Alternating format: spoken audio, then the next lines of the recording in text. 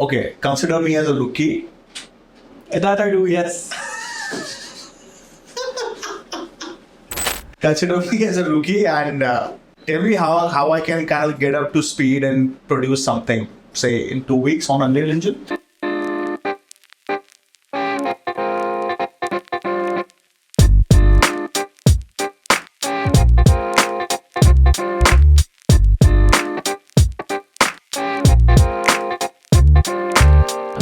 Hi everyone, this is Aman and I am the founder of this studio by the name of Deckor. We do a lot of visualization and Web3 stuff. Hi guys, I'm Kabir. I run a studio called Studio Griot. We do all kinds of interactive experiences, and one of the latest projects that we're working on is our in-house IP called Inverse Cricket. So be sure to stay tuned to catch some more information on that. So our entire studio is actually completely gone towards Unreal Engine when it comes to visualization. And of course, we use a variety of tools, but our primary tool remains Blender for everything modeling and everything. My question to you right now, Kabir, would be, I mean, you asked us to move to Unreal Engine. We did, we're loving it and everything, but what's so special about it? Thanks, Aman. So you can see right now there's a lot of hype around Unreal Engine. Unreal Engine 5 came out with amazing looking graphics. Some of the leading games and film, television, all are using Unreal Engine and leveraging some of their tools to be able to create really good looking graphics and images. Something that Unreal Engine offers out of the box is really high fidelity visuals that you don't get anywhere else. And one of the biggest advantages of Unreal Engine is the fact that you get to see everything in real time. And what does it mean real time? You might hear this term real time very often. Traditionally, what happens in a VFX workflow or product visualization workflow, you use your traditional tools like Blender or 3D Max or any of these modeling tools, and you're able to create your geometry. You can put some textures on there and stuff. But the final output actually has to go through a rendering engine, and that rendering engine will finally give you the output, which might be an image, a PNG, or it could be a video file or whatever it is. But the process of exporting to that final output is what is happening through the rendering engine.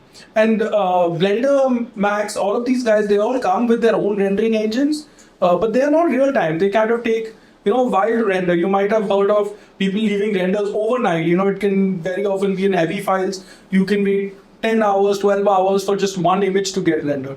Unreal Engine kind of comes in here to break this entire chain of having to be a slave to your render times and be able to render in real time. What that means is you get to see the final output right there on your screen while you are modeling and while you're editing your environment. And that really shortens your iteration time. And as people who are creating visual stories through these images, you get to iterate much faster. You get more options, you get more variety. You also get much better output as a result of that. Okay, and I'm assuming that there must be a cost to it in a way that what is the learning curve around when say I'm an artist, I want to move from say a traditional DCC tool to kind of visualization in Unreal Engine. What are the timelines that we're looking at for anyone kind of to pick up and learn it? Yeah, so that's a really great question. I just want to touch upon the first thing that you said incidentally about what the cost is. And you were talking specifically about the cost of time. But one great thing about Unreal is that it's free, just like Blender is free. And we've been big proponents of using free software as much as we can. God knows how many rupees we must have spent in buying licenses for products and services in the past, which has now really been eradicated. Having said that, though, you do raise a really good point in terms of what is the learning curve and the time horizon that one might face while using Unreal Engine. The first thing that we want to kind of understand is what is Unreal Engine used for.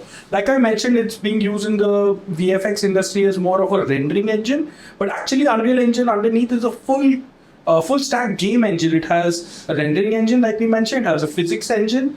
It has an audio engine. You can create your own engines inside Unreal Engine as well. So it's an entire holistic package that you can leverage to create whatever you want. The learning curve in Unreal Engine can be a little bit steep, especially if you're not coming from any sort of three-dimensional background or any background of having any 3D modeling or any of that sort. Unreal Engine has a lot of tools out of the box that can help you create really good looking environments. They have a really rich library of marketplace assets, a lot of free assets as well that you can just drag and drop into your environment and start building, on day one. If you want to get into like slightly more in-depth, slightly more complex projects, that can take a little while to get to.